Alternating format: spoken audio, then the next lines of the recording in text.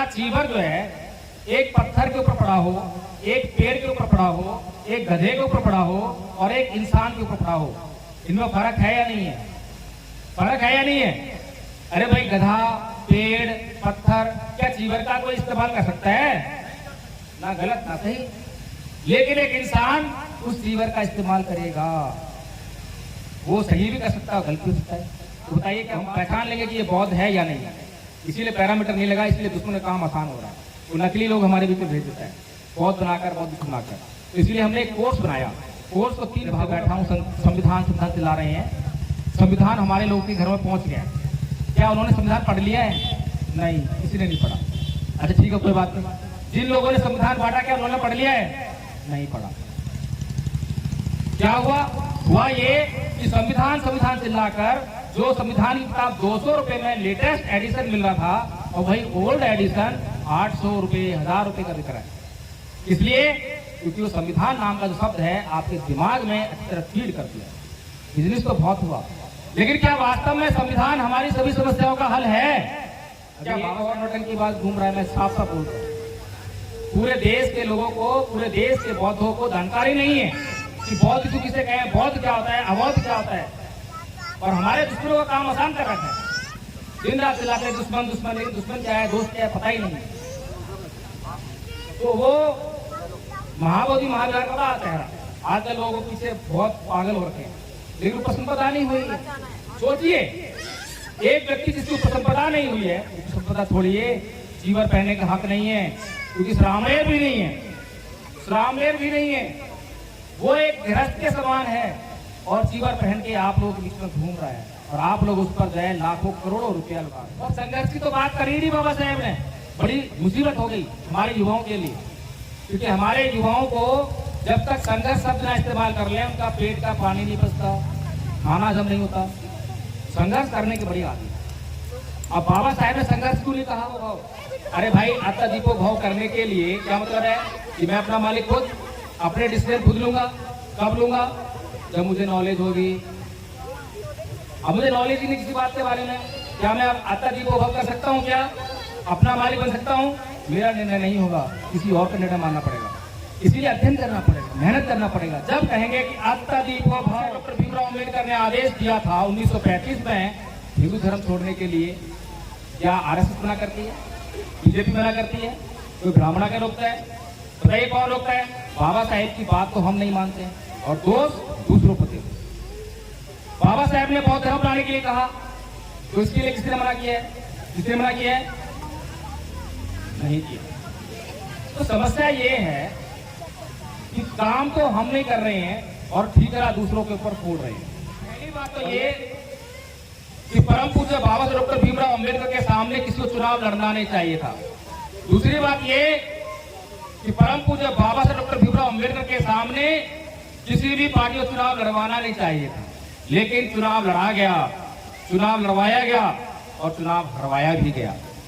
आज वही पार्टियां, वही लोग, वही विरोधी परम पूज्य बाबा साहेब डॉक्टर भीमराव अम्बेडकर की जयंती मनाने का बहाना कर कर मंच तलाशते हैं, माइक तलाशते हैं कि हमें भी जो है इन लोगों के सामने जाने का मौका मिल जाए और 2-4 सिकड़ी चुपड़ी बातें कर दें, ताकि इनका वोट कुछ तो मिल जाए।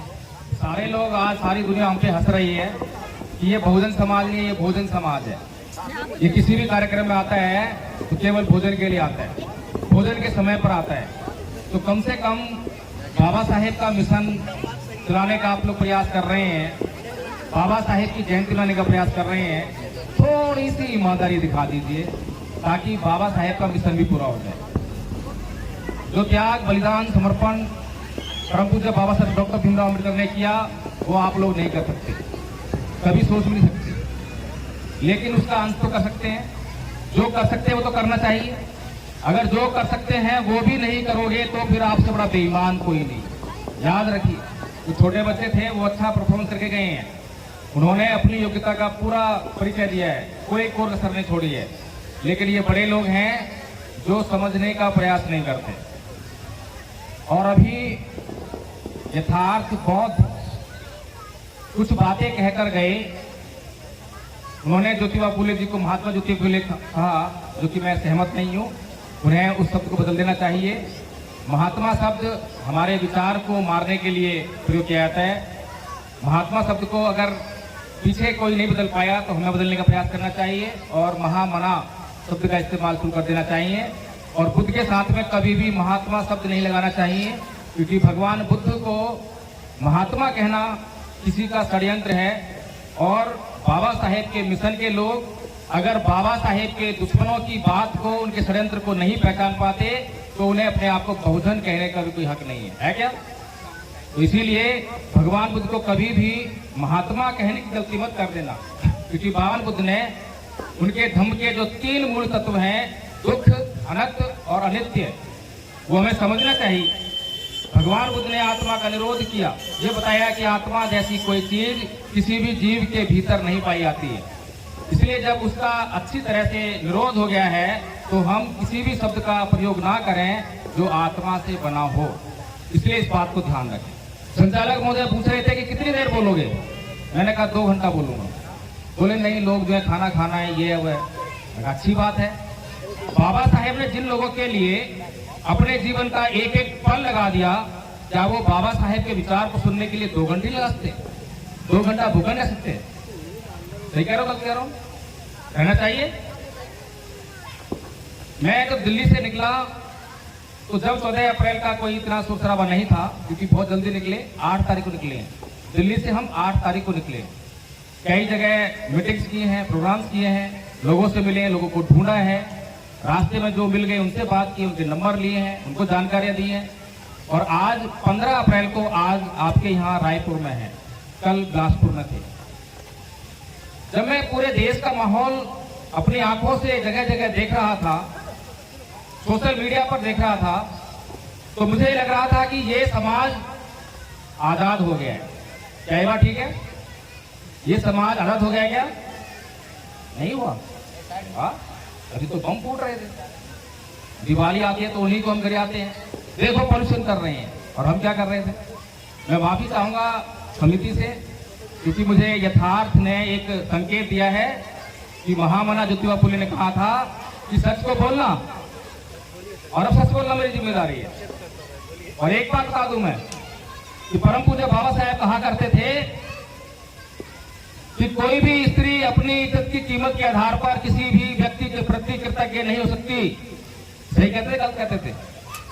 इसीलिए समझ लेना कि मेरी भी मजबूरी है कि मैं अपने समाज के हितों की कीमत पर किसी व्यक्ति, किसी समिति, किसी विधायक के प्रति कृतज्ञ नहीं रहूंगा, क्योंकि मेरे लिए मेरे समाज के हित सबसे ऊपर है।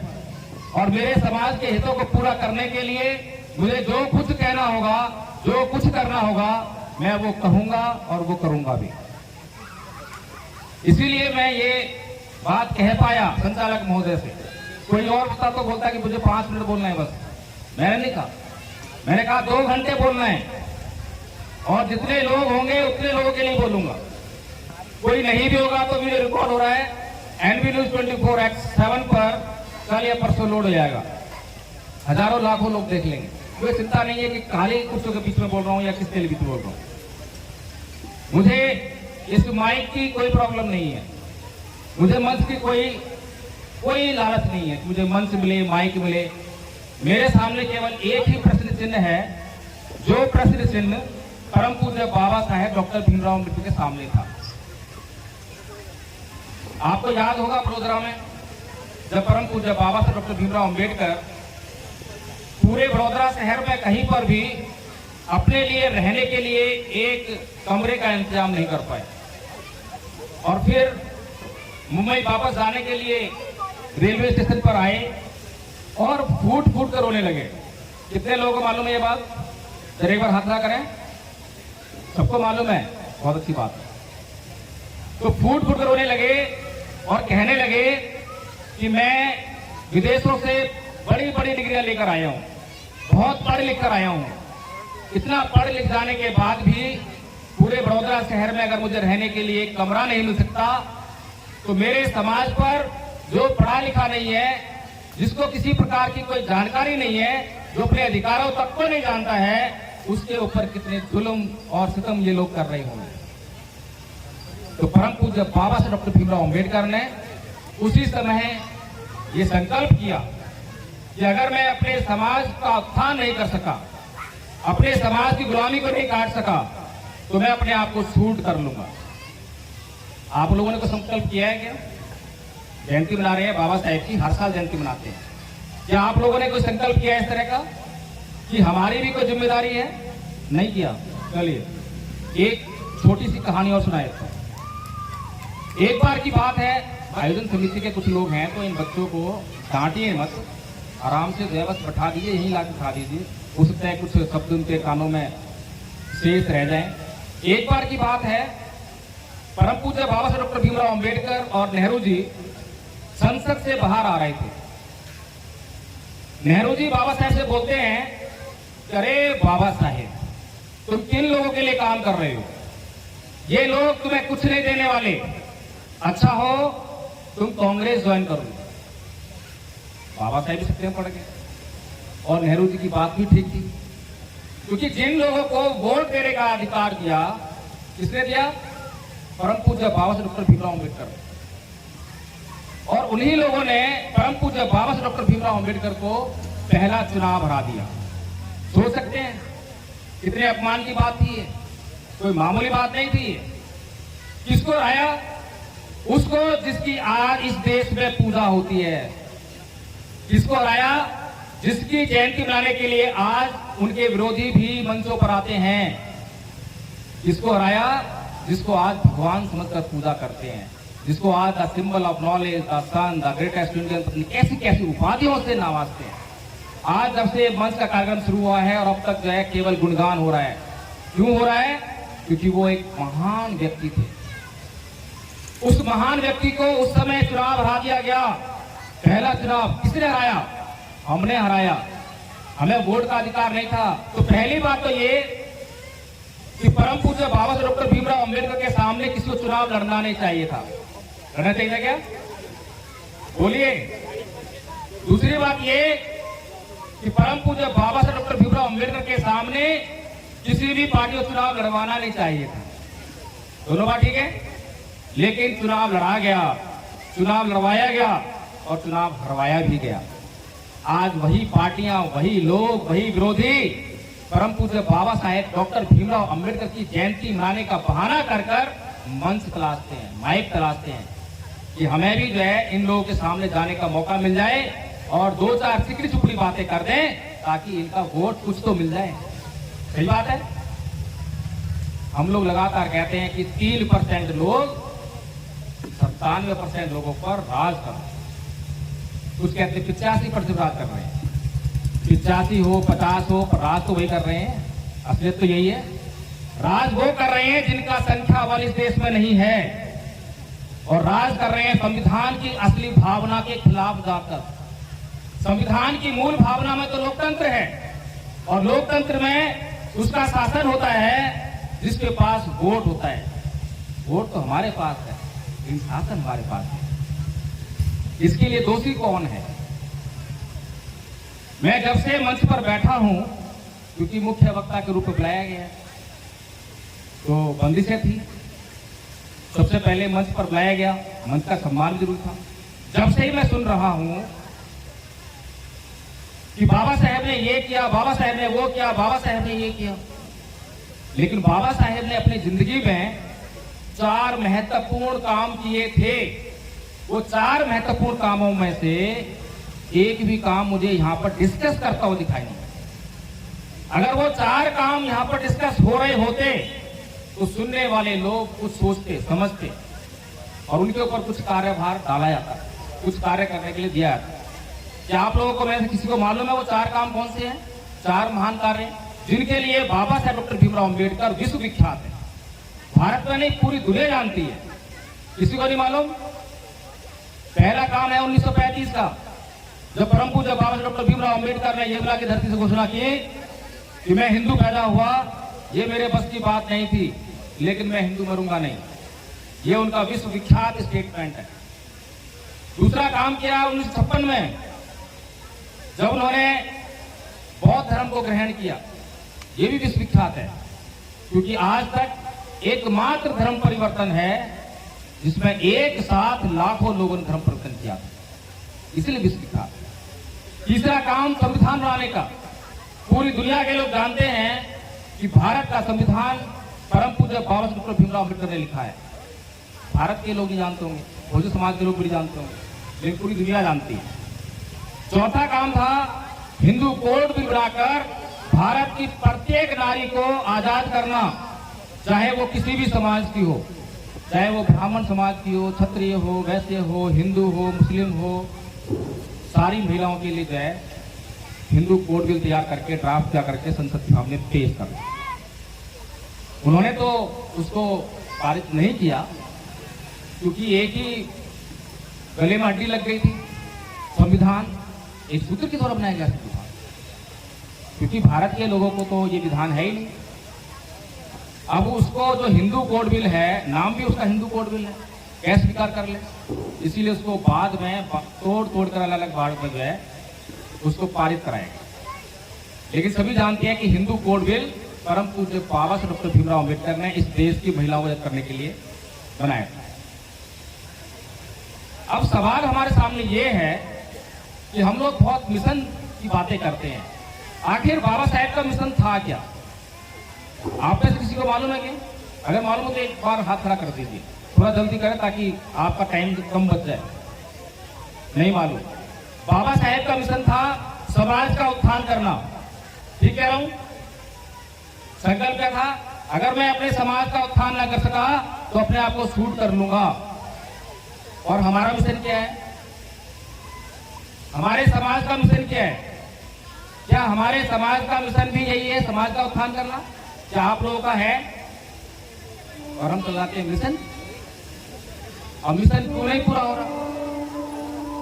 मिशन तो इसलिए पूरा नहीं हो रहा ना, जब किसी ने संकल्प लिया कि मैं अगर अपने समाज का उत्थान नहीं कर सका तो अपने आप को शूट कर लूंगा, तो समाज का मिशन पूरा हुआ?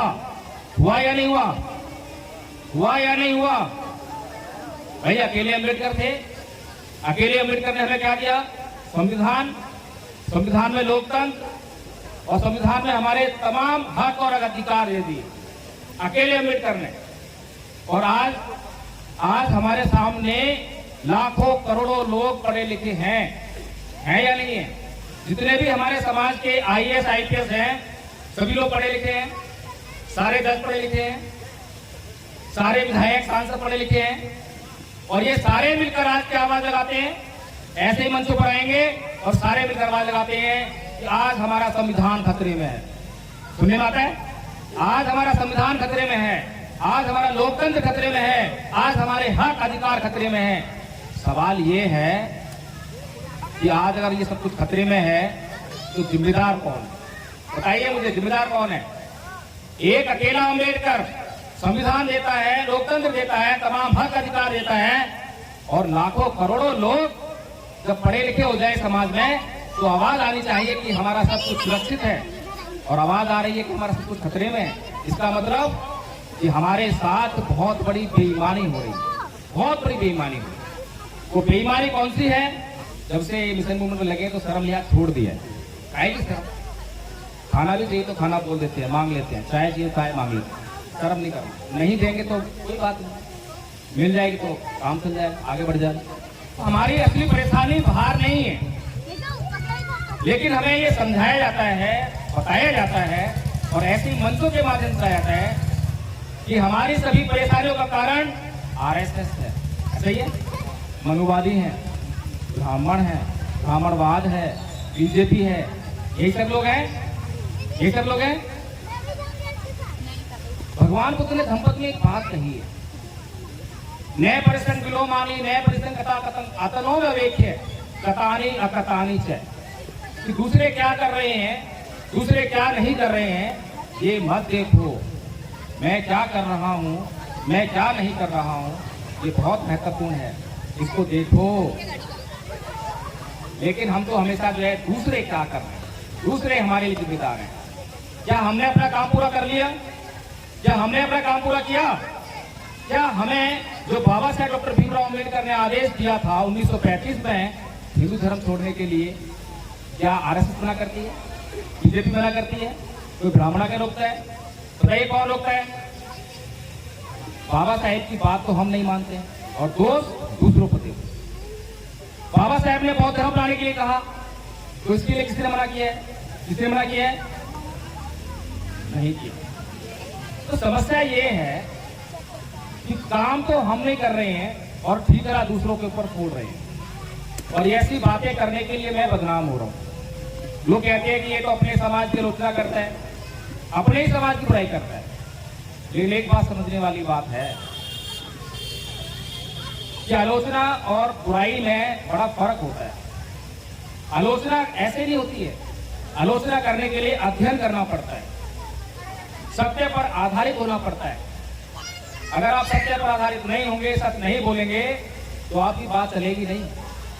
लेकिन बुराई का मकसद बदनाम करना होता है, उसके लिए सत्य की आवश्यकता नहीं है। जितना झूठ बोल सकते हो उतना झूठ बोलो, जो तथ्य नहीं है उसको बोल दो। तो दोनों फर्क है। आलोचना करना स्कूल कॉलेज में सिखाया जाता है ताकि सुधार किया जा सके। आलोचना का मकसद होता है सुधार करना, लेकिन हम लोगों ने इन बातों के, इन शब्दों के अर्थ नहीं समझे, इसीलिए हमारा उत्थान रुका हुआ है। तो परम पूज्य बाबा साहब डॉक्टर भीमराव अंबेडकर इस समाज को बहुत सारी बातें कहते। उनमें से एक बात कहते हैं, जो संविधान लागू हो गया, उन्होंने कहा कि जाओ ऐ मेरे समाज के लोगों, अपने घरों की दीवारों पर लिख दो तुम इससे शासक हो। शासक बन गए? शासक नहीं बने, और पिछले 75 साल से शासक नहीं बने। तो ये बाबा साहेब का सम्मान हो रहा है या अपमान हो रहा है? सम्मान हो रहा है, अपमान हो रहा है? अपमान हो रहा है। कौन कर रहा है? अमित शाह। अमित शाह कर रहे हैं। अमित शाह की एक बात बहुत अच्छी लगी, संसद में उन्होंने कहा कि जय भीम बोलना ये बहुजनों के लिए फैशन हो गया, फैशन मान लिया उन्होंने। और ये बात बहुजन समाज को बहुत बुरी लग गई, और बहुजन समाज के तमाम बुद्धिजीवी और नेता जो है सड़कों पर आ गए। अमित शाह ने ये किया है, अमित शाह ने वो किया है। अरे भाई सही तो किया उसने। फैशन होता क्या है?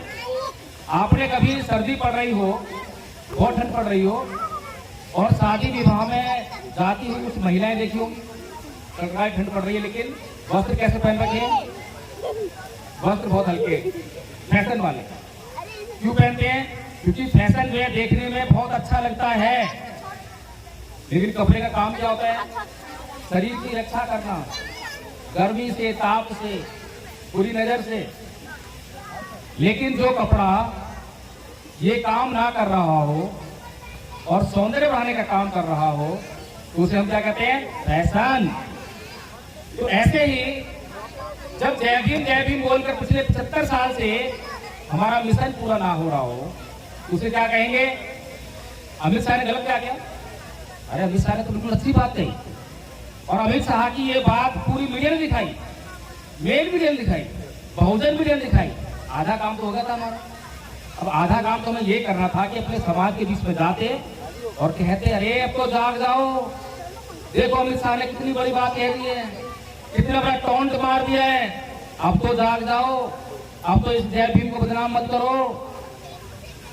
पूरा देश नीले झंडे लेकर जो है जय भीम जय भीम जय भीम।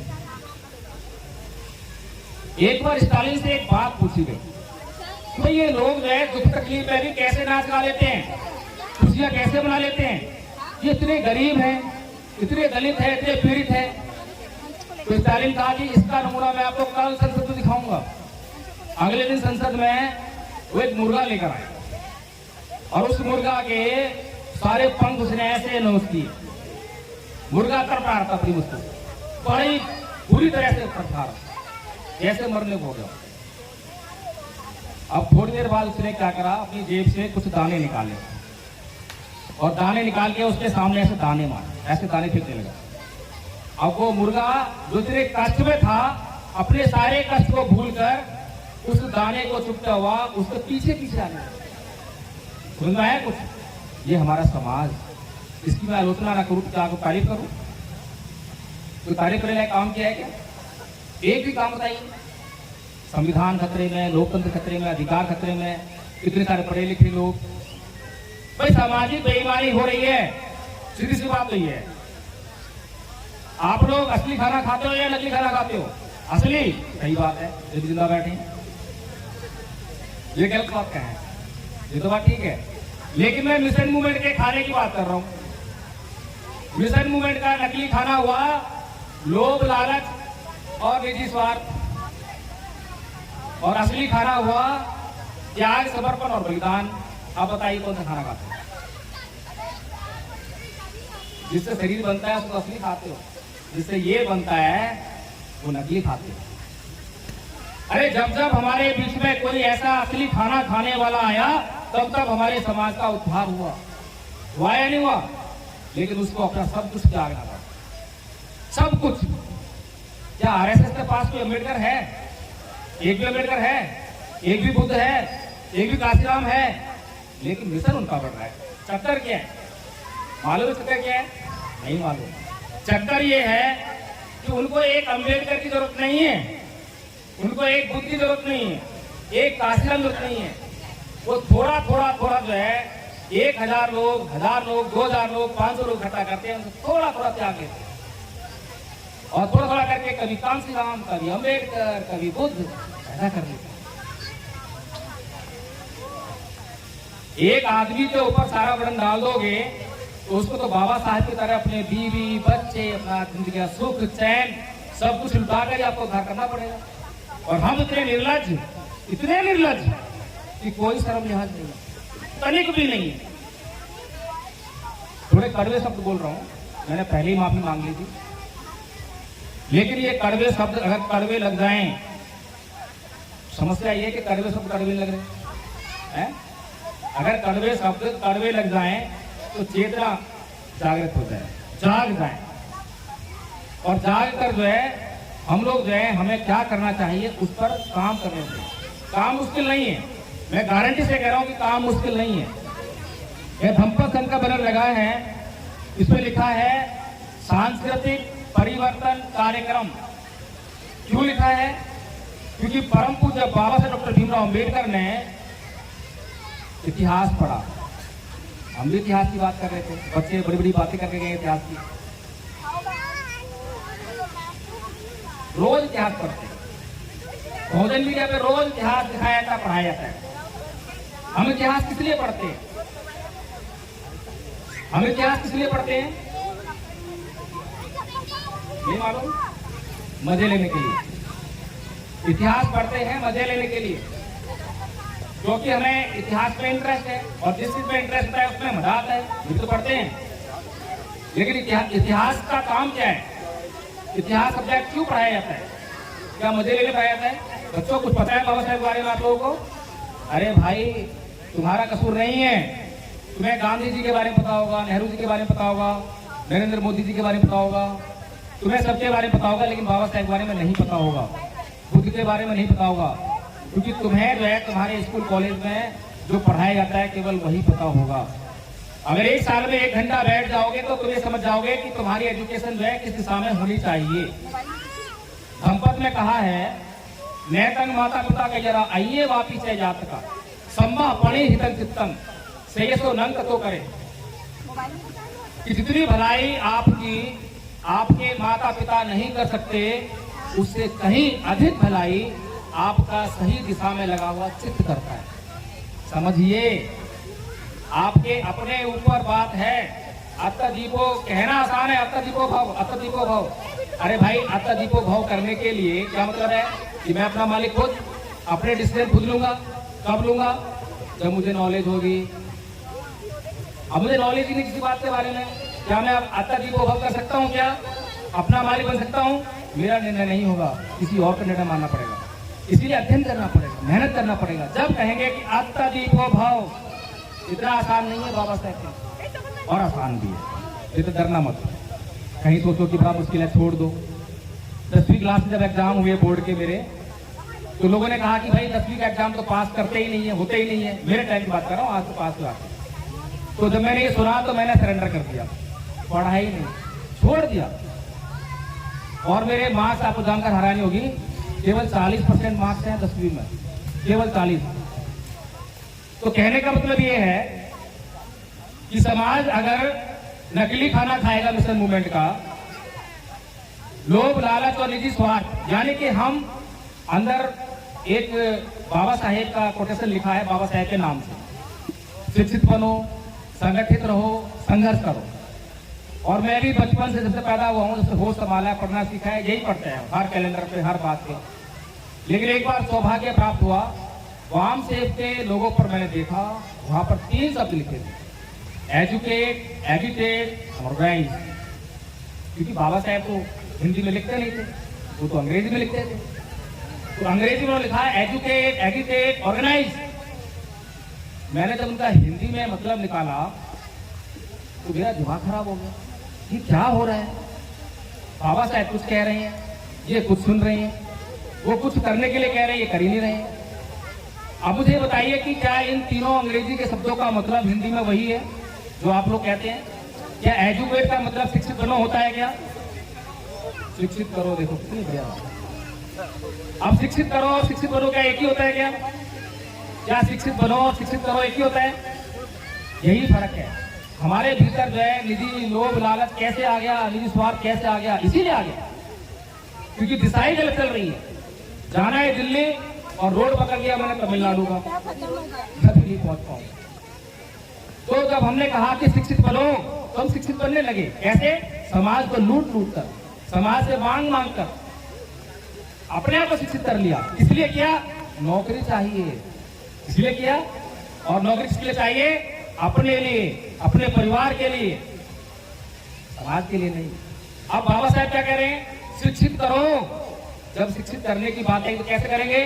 कि तुम्हारे पास जो कुछ भी है उससे समाज को शिक्षित करने का प्रयास करो। तुम्हारे पास जमीन है तो जमीन दो, स्कूल खोलो, कोचिंग सेंटर खोलो। तुम्हारे पास शिक्षा है तो शिक्षा देकर करो। तुम्हारे पास पैसा है तो पैसा लगाकर करो। इस समाज को शिक्षित करो। बदल गया फर्क? पता लग गया हमारा मिशन पूरा क्यों नहीं हो रहा है? कोई भी आता है और हमें बेवकूफ चला जाता है, किसी को मिशन से मतलब नहीं है। बाबा साहब डॉक्टर भीमराव अम्बेडकर का एक और कोटेशन हमारे समाज के युवा बहुत लेकर घूमते हैं। वो कहते हैं कि बाबा साहब ने कहा है कि अत्याचार को करने वाले से ज्यादा बड़ा गुनहगार अत्याचार सहने वाला होता है। हमारे समाज के युवाओं के हाथों में लाठी, डंडे और ईंट आ गई और उन्होंने मतलब निकाल लिया कि बस करके जाम करो, यही बाबा साहब ने कहा है। लेकिन बाबा साहब जिनकी शरण में गए, उन्होंने कहा कि ना ही वेरेन वेरानी समंतिका चनंग अवेरेन से समंती है धुमोसनंतन। अब किसको सही माने, किसको गलत माने? कौन सही है, कौन गलत है? तो किसी को नहीं मालूम कि कौन सही है। बाबा साहब की बात माने या बुद्ध की बात माने? बाबा साहब की बात। और बुद्ध की बात? आप तो बुद्ध मंदिर में बैठे हो। मैं बोल रहा हूं, अगर बाबा साहब को हम मानेंगे ना तो बाबा साहब को हम लोग आदमी मानेंगे ना, तो बुद्ध की शरण में चले जाएंगे। अरे वाह, देखिए समझने वाली बात है। ना तो बाबा साहब गलत है ना बुद्ध गलत है, लेकिन समझ में हमारे नहीं आया कि बाबा साहब ने क्या कहा। अब ये बताइए कि बाबा साहब के ऊपर बचपन से लेकर जब तक वो मरे तब तक अत्याचार हुआ या नहीं हुआ? हुआ। तो बताइए कि किसके खिलाफ उन्होंने ईंट उठाई, किसके खिलाफ लाठी उठाई, किसके खिलाफ FIR दर्ज कराई, किससे मुआवजा मांगा? बताइए, किससे मांगा? तो फिर मतलब उन्होंने अत्याचार को सहन कर लिया? क्योंकि जो अगला शब्द बाबा साहब ने दिया एजिटेट, उसका हमने जो कर दिया कि संगठित रहो या संघर्ष करो, नहीं है। उसका मतलब है आंदोलित करो, आंदोलित करो। और आंदोलन का मतलब क्या है? यही सड़कें जाम करना और अपनी बातें बनवा लेना, यही है। उदाहरण देकर समझाऊंगा ताकि समझ में आ जाए। एक ही क्लास में 2 बच्चे पढ़ाई कर रहे हैं और वो हिस्ट्री पढ़ रहे हैं, इतिहास पढ़ रहे हैं। मान लीजिए उनके सामने एक घटना का जिक्र होता है उस किताब में। घटना में लिखा है कि किसी जगह पर उस समाज के, दोनों बच्चे की समाज से, उस समाज के कितने घर जला दिए गए, कितने लोगों की हत्या कर दी गई, कितना नुकसान हुआ। तो एक विद्यार्थी, एक स्टूडेंट जो है वो सारी बातें ठीक ठीक पढ़कर सारी याद कर लेता है, जैसी लिखी है वैसी याद कर लेता है। और जब परीक्षा होती है तो परीक्षा में सारी बातें वैसी की वैसी लिखकर आता है। हेलो। और उसके बाद उसको नौकरी मिलती है और उसका जीवन खुशहाली से गुजरता है। गुजरना ही है, नौकरी मिलेगी तो पैसा आएगा, गरीबी हटेगी, बहुत बचेगी जिंदगी। लेकिन वहीं पर जब दूसरा बच्चा उसी घटना को पढ़ता है तो उसके तन बदन में आग लग जाती है, उसकी नींद उड़ जाती है।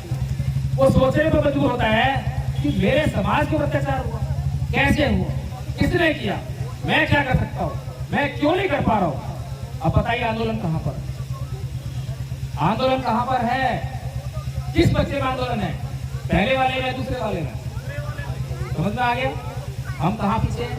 क्योंकि एजुकेशन का मतलब क्या होता है, वो एजुकेट करना नहीं होगा अगर उस एजुकेशन से किसी के भीतर एजुकेशन ना हो।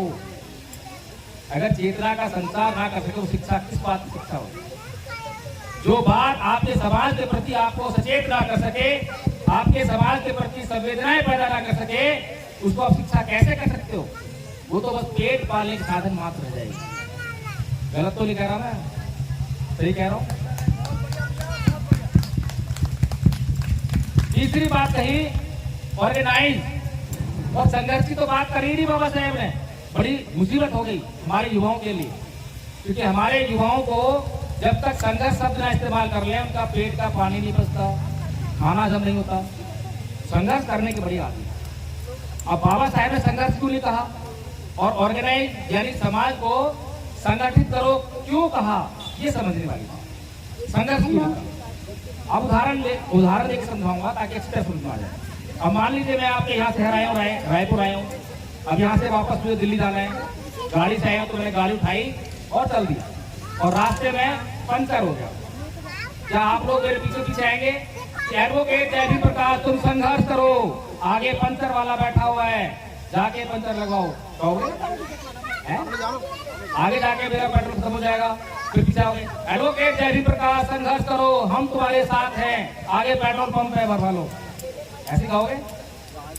अरे भाई, जब दिल्ली मुझे जाना है तो मैं लक्ष्य तैयार कर दिया है कि मुझे दिल्ली पहुंचना है और रोड मैंने जो है तय कर लिया है, तो उस पर जितनी भी दुख मुसीबतें आएंगी कोई कहने नहीं आएगा। अगर मुझे वहां पहुंचना है तो संघर्ष मुझे करना ही पड़ेगा, इसलिए कहने की जरूरत नहीं होती है। इसीलिए बाबा साहेब बुद्धिमान है, बाबा साहेब इस युग के सबसे बड़े विद्वान हैं, हमें नहीं भूलना चाहिए। बाबा साहेब की एक एक बात, एक एक शब्द बड़ा कीमती है और बाबा साहेब की बातों की कीमत नहीं समझते हैं और समझते नहीं है, समझाते नहीं है, इसीलिए हमारा मिशन पूरा नहीं है। तो अब असली बात आ जाए, मिशन कैसे पूरा होगा? चलिए, बाबा साहेब ने 1935 में घोषणा करके बताई मैंने अभी। अगर हमारे समाज ने उस समय तो बात समझी नहीं, आज सोशल मीडिया है, अगर सोशल मीडिया के माध्यम से आज मान लीजिए कि अगले एक महीने में, मान लेते कि एक महीने बाद हमारे समाज के लोगों ने हिंदू धर्म छोड़ दिया तो क्या होगा? क्या होगा बताइए, क्या होगा? नहीं मालूम? अरे भाई, हिंदू धर्म अल्पसंख्यक हो जाएगा। अच्छा, आज हमारे समाज पर अत्याचार कौन कर रहा है? अत्याचार कौन कर रहा है? अत्याचार मनुवादी कर रहे हैं, आरएसएस कर रही है, बीजेपी कर रही है, ब्राह्मणवादी कर रही है, यही कर रहे हैं। अब ठीक है, उनको अत्याचार करने का साहस कहां से मिल रहा है? आपके ऊपर अत्याचार हुआ, रिपोर्ट लिखाने गए, पुलिस वालों ने बता दिया, ऐसे होता है।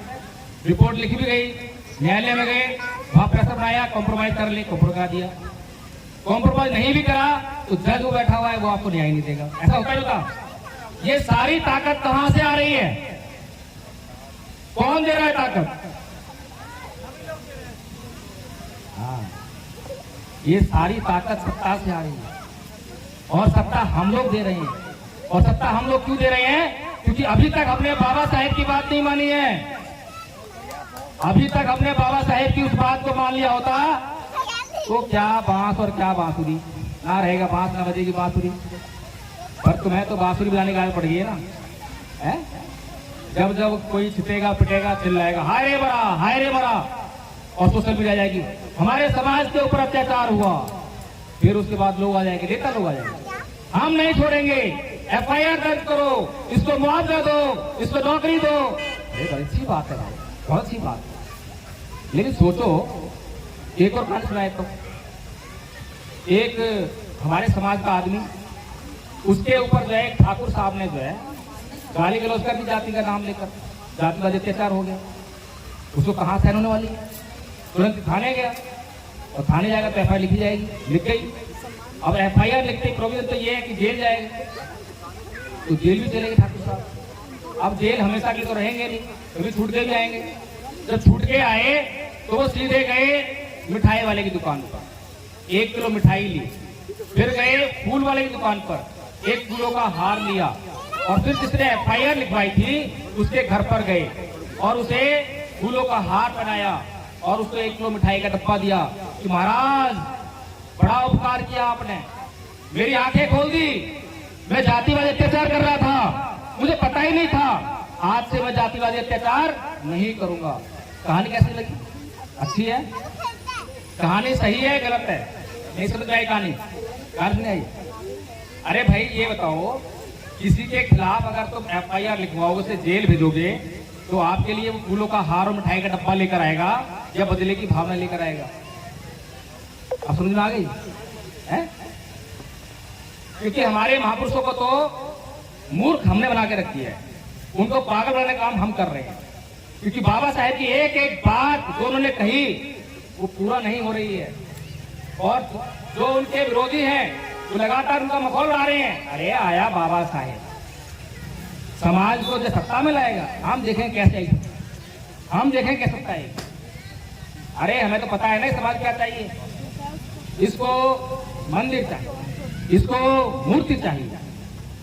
अब जब समाज को मंदिर चाहिए, मूर्ति चाहिए, और मंदिर और मूर्ति में ही उसको रस आता है, जय भीम बोलने में रस आता है, और ये समाज जो है मंदिर मूर्तियों को ही वो सम्मान समझता है, तो जिसको चुनाव लड़ना है वो तो आके मंच पे कहेगा कि ये मूर्ति लगाने का काम मैं करूंगा।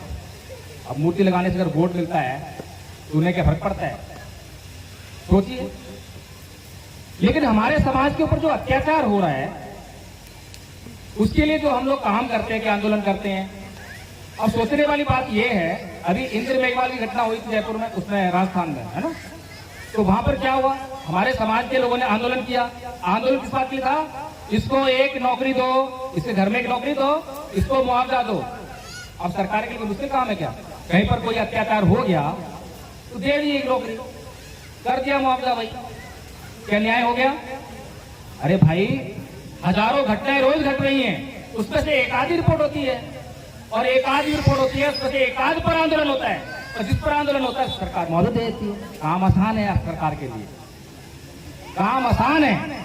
ये तो हमारे नेताओं को सोचना चाहिए कि परम पूज्य बाबा साहेब डॉक्टर भीमराव अम्बेडकर ने इस समाज के ऊपर अत्याचार और शोषण रोकने के लिए क्या कहा, क्या करा, क्या वो हमें समझ में आया? बताइए बाबा साहेब ने क्या किया था अत्याचार शोषण रोकने के लिए? बताइए क्या किया था? भाई बाबा साहेब के ऊपर अत्याचार हुआ, बचपन में अध्यापक ने उनको स्कूल के भीतर बैठने के पढ़ने नहीं दिया, क्लास के भीतर। नाई ने बाल नहीं काटे, चपरासी ने पानी नहीं पिलाया, चपरासी ने फाइल फेंक कर मारी, गाड़ी वाले ने गाड़ी में नहीं बैठने दी। अत्याचार तो होता है। तो बाबा साहेब ने क्या करा था? कोई आंदोलन किया, सड़कें जाम करी, मुआवजा मांगा, FIR कराई? नहीं। क्या करा था? अरे भाई बाबा साहेब ने अध्ययन किया, उन धर्मग्रंथों का अध्ययन किया, उनके पीछे जांच की कि हो क्या रहा है, कि मेरे ऊपर अत्याचार ये अध्यापक क्यों कर रहा है, नाई क्यों कर रहा है, गाड़ी वाला क्यों कर रहा है। जब उन्होंने अध्ययन करा तो उन्हें पता चला कि ये अध्यापक, ये गाड़ी वाला, इसका तो कोई दोष ही नहीं, इसका दोष थोड़ा है। अब नीम का पेड़ खड़ा हुआ है, पत्तों को हम सोच के जो है सोच रहे कि पत्तों का दोष है, करवाए। जड़ कहां पर है? अगर जड़ होगी तो नीम उगेगा, सीधी सी बात है। और जड़ को पोषण मिलता रहेगा तो उगता रहेगा, तो नीम से कड़वे पत्ते ही मिलेंगे।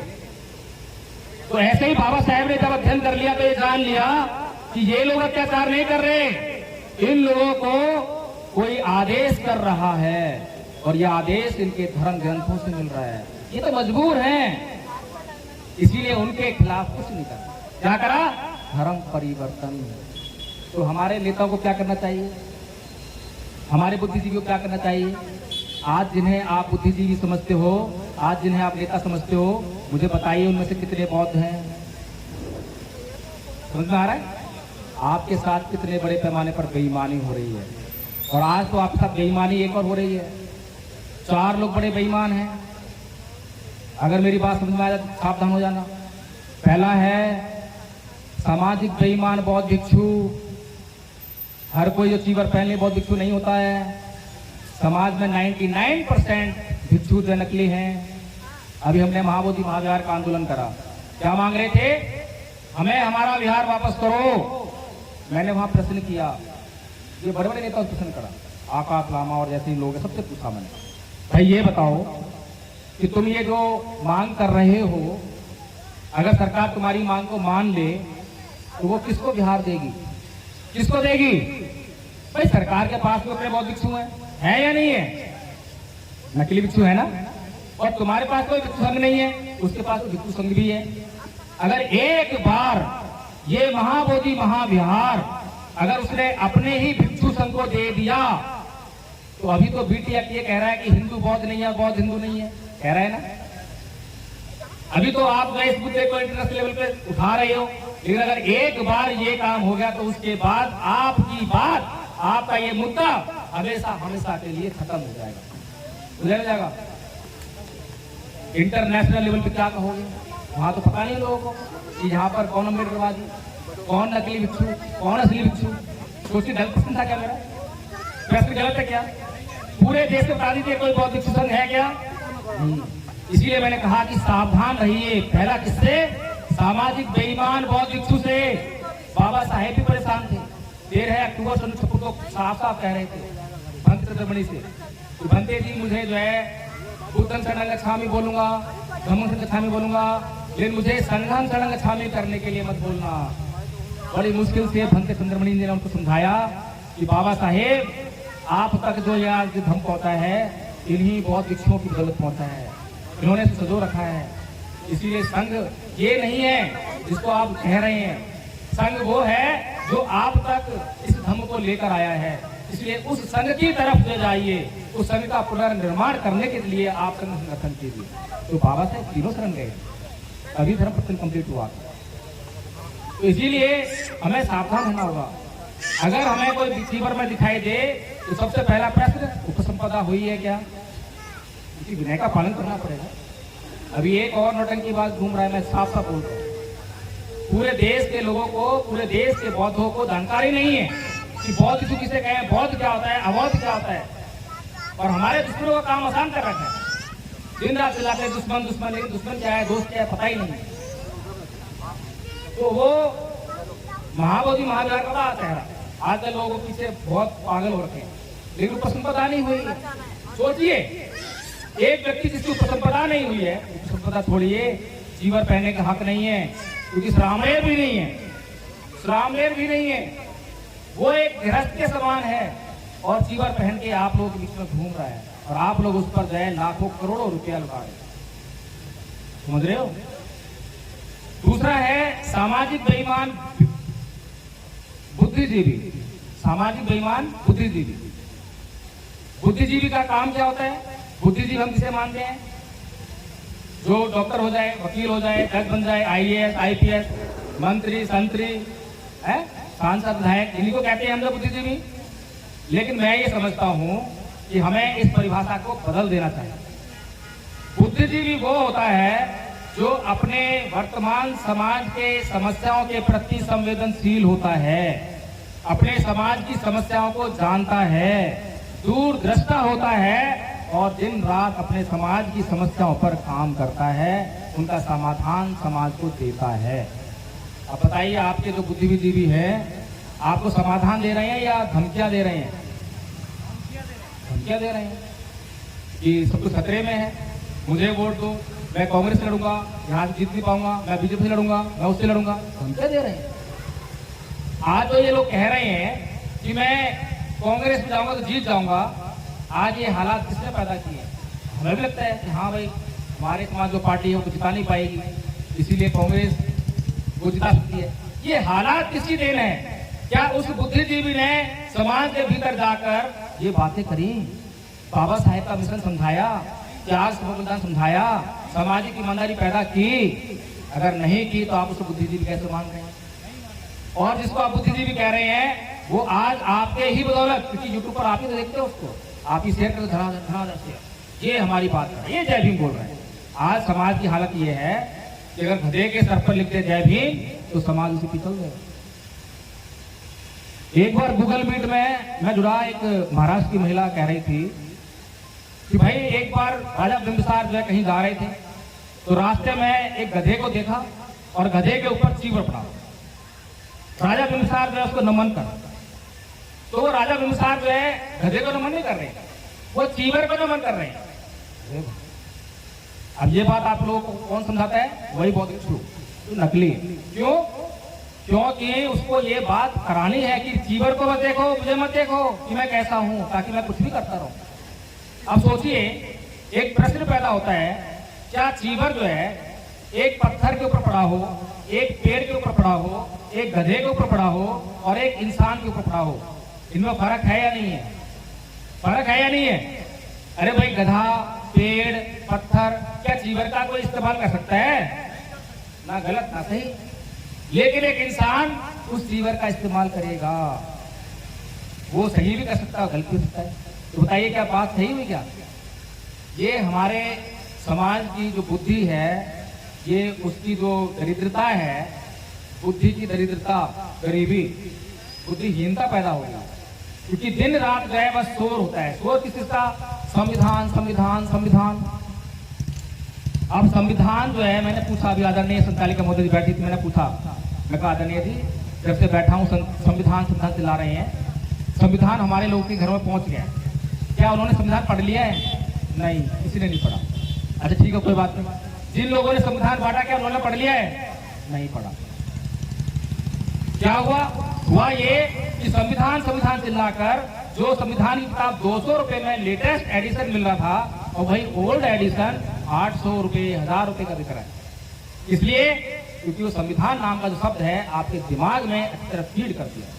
बिजनेस तो बहुत हुआ, लेकिन क्या वास्तव में संविधान हमारी सभी समस्याओं का हल है? क्या बाबा साहब ने ऐसा कहा था? क्योंकि बाबा साहब ने संविधान को 1950 में लागू कराया था, और उसके 6 साल बाद बौद्ध धर्म को ग्रहण किया था। और बौद्ध बनने के बाद बाबा साहब ने कहा था कि मेरे समाज की सभी समस्याओं का एकमात्र हल जो है बौद्ध धर्म है। ये सुना है कि नहीं सुना? क्यों कहा था? क्योंकि संविधान और संविधान के द्वारा बनाए गए कानून वो पेन किलर का काम करते हैं। अगर आपको दर्द होता है तो पेन किलर लेते हैं और काम पे चलते रहते हैं, और बार बार दर्द हो और बार बार पेन किलर लें तो क्या करोगे आप उसका? फिर एक दिन ऐसा दर्द होगा आपसे वो पेन किलर खाने से भी बंद नहीं होगा। फिर डॉक्टर के पास जाएंगे और डॉक्टर को बोलेंगे मेरा ये दर्द बंद नहीं हो रहा। डॉक्टर क्या करेगा? जांच उठाएगा, और जांच भी कहेगा भाई अब ये दर्द कभी बंद नहीं होगा, क्योंकि ये बीमारी लाइलाज हो गई। समझ रहे हैं?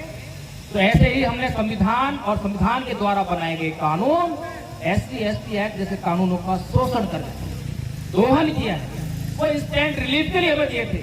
जब ठाकुर साहब बहुत आपदाई हो जाए, जब हमारे पास कोई और समाधान ना हो, तब इसका इस्तेमाल कर लेना। आज तो सरकार भी आज डाटा देती है कि 90% से ज्यादा केसेस कॉम्प्रोमाइज हो रहे हैं। ये कानूनी गलत है। सोचिए, हम सोचते नहीं है। इसीलिए परम पूज्य बाबा साहब डॉक्टर भीमराव अम्बेडकर जानते थे, और संविधान सभा में उनसे पूछा गया कि भाई ये बताओ ये संविधान कैसा बनाया है तुमने? उन्होंने बोला कि भाई ये संविधान जो है अपने आप में कुछ नहीं है, तो जिन हाथों में जाएगा उनके दिमाग में क्या है ये उस पर डिपेंड करेगा। अगर उनकी नीयत अच्छी हुई तो संविधान बहुत अच्छा साबित होगा, और अगर उनकी नीयत खराब हुई तो संविधान बहुत खराब साबित होगा। तो संविधान हमारी समस्याओं का हल नहीं हो सकता, सभी समस्याओं का हल इंस्टेंट रिलीफ। लेकिन बुद्ध का धम्म जो है हमारी सभी समस्याओं का परमानेंट सॉल्यूशन है, स्थायी समाधान है। अभी तक ये बात जो है हमारे समाज का बहुत व्यक्ति जिसकी जिम्मेदारी थी वो नहीं बता पाया। सोचिए कितनी दरिद्रता है। एक कहानी सुनाता हूँ कि हमारे लिए धम्म कितना इम्पोर्टेंट है, और हम किस प्रकार से जो है अपने दुश्मन को बड़ी आसानी से समाप्त कर सकते हैं। दुश्मन कहाँ है? हम बाहर सोचते हैं। एक बार भगवान बुद्ध ध्यान कर रहे थे, तो उनके पास एक आदमी आया, बोलता है कि भगवान बुद्ध कितना अच्छा हो, सारी पृथ्वी पर अगर चमड़ा बिछा दिया जाए किसी को कांटा नहीं चुभेगा। बड़ा दयावान व्यक्ति था, किसी को कांटा चुभा होगा, उसने उसका दर्द महसूस किया, इसीलिए भगवान बुद्ध के पास आ गया। भगवान बुद्ध आपके पास बहुत सारे भिक्षु हैं, उनको काम पे लगाया जाए, सारी पृथ्वी चमड़ा बिछा दिया जाए। बड़ा अच्छा व्यक्ति। भगवान बुद्ध उससे बोले कि यार तुम बात तो सही कह रहे हो, तुम्हारे अंदर पीड़ा है, दया है, लेकिन ऐसा क्यों ना करें कि सारी पृथ्वी पर अगर कपड़ा बिछाएंगे, कहां से लाएंगे, कैसे बिछाएंगे? अच्छा हो कि उसमें से टुकड़ा काट लेते हैं और 2 चमड़े के जूते बना लेते हैं, उन्हें पहनकर पूरी पृथ्वी पर कहीं भी घूमना, कहीं कांटा नहीं चुभेगा। कैसी बात है? आसान है या मुश्किल है? भगवान बुद्ध क्या कहना चाह रहे हैं? ये कहानी तो अच्छी लगी, पर भगवान बुद्ध क्या कहना चाह रहे हैं? भगवान बुद्ध कह रहे हैं कि ये संसार दुष्शील प्राणियों से भरा पड़ा है, जहां देखो वहीं पे लड़ने झगड़ने वाले हैं, गाली गलौज करने वाले हैं, तुम किस किस से बचते फिरोगे? समझ में आ रही कहानी? इसीलिए अच्छा हो तुम शीलवान बन जाओ। जहां पर दुष्ट लोग भी होंगे, अगर तुम शीलवान होगे, धैर्यवान होगे, सहनशील होगे, तो तुम्हारा वहां पर कुछ खतरा नहीं है, तुम्हारा वो कुछ नहीं बिगाड़ पाएंगे। लेकिन अगर तुम शीलवान नहीं हुए, तुम खुद गाली गलौज करने वाले हुए, तुम खुद झगड़ा करने वाले हुए, तो जहां पर झगड़ा करने वाले नहीं होंगे, गाली गलौज करने वाले नहीं होंगे, वहां पर भी तुम झगड़ा कराओगे। समझ रहे हैं? हम हमें समझ में नहीं आया ना अब तक, ये समझाया नहीं। एक और कहानी सुनाता हूं, उसके बाद समाप्त करते हैं। एक बार की बात है, हम दोनों हस्बैंड वाइफ, मैडम बैठी हैं और हमारे एक मित्र हैं, दिल्ली पुलिस में जॉब करते हैं, वो दोनों हस्बैंड वाइफ।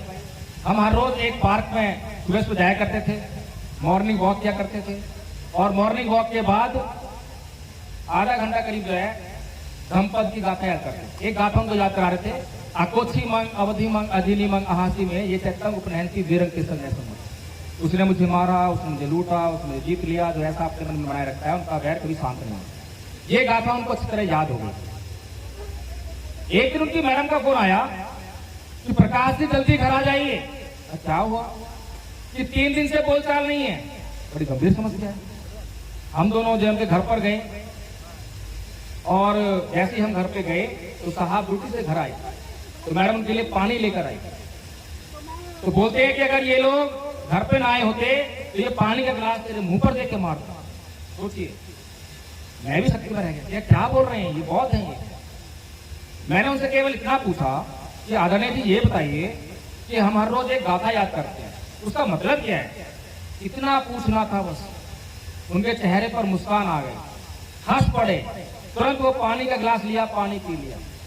3 दिन का जो झगड़ा था एक क्षण में समाप्त हो, एक क्षण में हंसी खुशी सामान्य हो गए।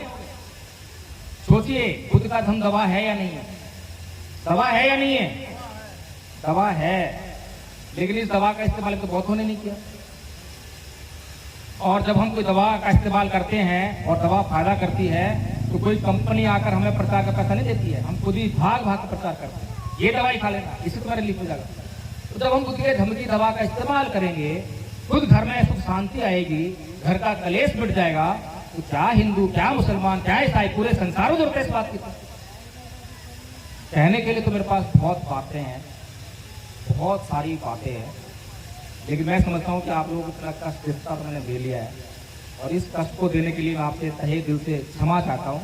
लेकिन आप बधाई के पात्र हैं, क्योंकि आपने इतना धैर्य दिखाया, और मैं कह सकता हूँ कि आपके भीतर कहीं ना कहीं मिशन मूवमेंट है।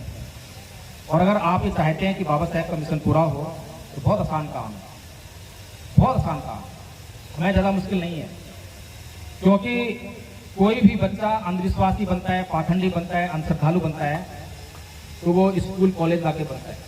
क्योंकि आज हमारे स्कूलों कॉलेजों में साइंटिफिक टेम्परामेंट नहीं दिया जाता।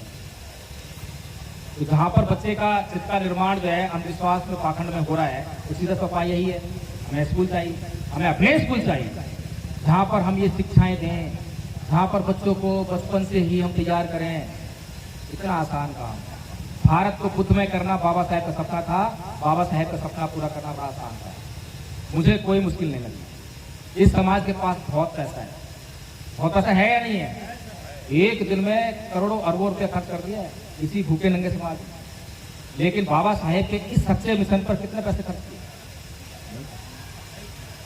इसीलिए हमपद संघ आप लोगों के लिए एक कोर्स लेकर आया है, भारत को बौद्ध में करने के लिए। प्रत्येक बौद्ध को, अभी मैं कुछ लोग पूछूं भाई आप बौद्ध हो तो हाथ खड़े हो जाएंगे, लेकिन मैं पूछूं बौद्ध धर्म क्या है तो क्या बोलेंगे? अंधविश्वास को नहीं मानना, पाखंड को नहीं मानना, अंधश्रद्धा को नहीं मानना, साइंटिफिक टेम्परामेंट, विज्ञान को मानना, यही बौद्ध धर्म है। ऐसा ही है ना? ज्यादातर यही सवाल, मैं जहां जहां गया सर्वे किया, मैंने पूछा लोगों से, यही सवाल जवाब मिल रहा है, क्योंकि यही सब सिखाया जाता है मंचों पर आकर, बस ये पाखंड, ये दस्तरा, ये वो। लेकिन धम्म क्या है वो समझ नहीं आया। इसीलिए हमने सोचा कि बौद्ध बनने के लिए एक पैरामीटर रखना चाहिए।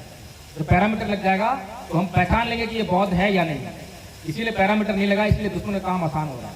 तो नकली लोग हमारे बीच में भेज देता है, बौद्ध बनाकर, बौद्ध बनाकर। तो इसलिए हमने एक कोर्स बनाया। कोर्स को 3 भागों में बांटा, प्रथम वर्ष, द्वितीय वर्ष, तृतीय वर्ष। प्रथम वर्ष का कोर्स बहुत आसान है, बहुत छोटा है। छोटा इसलिए रखा है ताकि आप जल्दी कर लें, मोटिवेट हो जाए, जल्दी कर लें। कोई 2 दिन में कर लेता है, जो बौद्ध हैं जिनको वंदना आती है वो 2 दिन में कर लेंगे, 3 दिन में कर लेंगे। हमारे बीच में आचार्य दीपक बौद्ध जी बैठे हैं, उनके दोनों बच्चे बैठे हैं, तीनों आचार्य बन गए हैं और बहुत जल्दी बन गए। मुश्किल नहीं है ना, इसलिए जल्दी बन गए। तो इसीलिए एक बात और कि 4 साल के बच्चे से लेकर 70-75 साल के लोगों ने ये कोर्स कर लिया है। अनपढ़ लोगों से लेकर और PhD तक के लोगों ने ये कोर्स कर लिया है, पाली और हिंदी में कर लिया है। आप लोग उनको सुनोगे, मेरे पास टाइम नहीं है, नहीं तो आपको सुनाता मैं क्लिप्स वगैरह देना। उनको सुनोगे तो आप दंग रह जाओगे। क्या ये अनपढ़ महिला है? क्या ये गांव की महिला है जो पाली में बोल रही है? ये काम धम्मपद ने करके दिखाया। और ये सारा काम आपको कोई फिजिकल नहीं कराते मुझे, ऑनलाइन गूगल पे मीटिंग चलती है। सुबह 5 बजे से 8 बजे तक, दोपहर को 3 बजे से 4:30 बजे तक महिला धम्मतोफा लगती है, शाम को 7 बजे से 10 बजे तक। इस दौरान आपको जो काम सिखा देंगे। और आदरणीय आचार्य दीपक बौद्ध साहब पहली बार मिल रहा हूँ इनसे, इससे पहले नहीं मिला, गूगल पे ही मुलाकात हुई है, गूगल पर इन्होंने कोर्स लिखा है। तो इसलिए जो है, अगर आप लोगों को लगता है कि धम्मपद संघ जो है इस दिशा में बड़ा महत्वपूर्ण कार्य कर रहा है, सटीक योजना के साथ में काम कर रहा है और इससे हम अपने मिशन में कामयाब हो जाएंगे, तो मैं अनुग्रह करूंगा, निवेदन करूंगा कि आदरणीय आचार्य दीपक बौद्ध जी आपके यहीं से हैं, गरियाबंद से हैं। आप उनका नंबर ले सकते हैं, उनको अपना नंबर दे सकते हैं और आपसे तुरंत कॉन्टैक्ट करके जो है आपको वो कोर्स कराया जाएगा। और दूसरे वर्ष का कोर्स है संस्कार करवाने का कोर्स, बहुत डिटेल में समझाने वाली बात थी लेकिन नहीं समझा रहा हूँ मैं भी। तीसरे वर्ष का कोर्स है बौद्ध विद्वान बनाने का कोर्स। जैसे मैं बौद्ध धर्म की बातें रख रहा हूँ तो हम इसको कह सकते हैं कि बौद्ध विद्वान है, जो बौद्ध धर्म को डिफेंड कर सके, जो बौद्ध धर्म को जन जन तक पहुंचा सके, उसको हम बौद्ध विद्वान कह सकते हैं। तो इन्हीं बातों साथ में मैं अपनी बात समाप्त करता हूँ। आप लोगों का बहुत बहुत साधुवाद, धन्यवाद। और जो आपको कष्ट होगा उसके लिए मैं फिर से माफी मांगता हूँ। जय भीम, नमस्कार।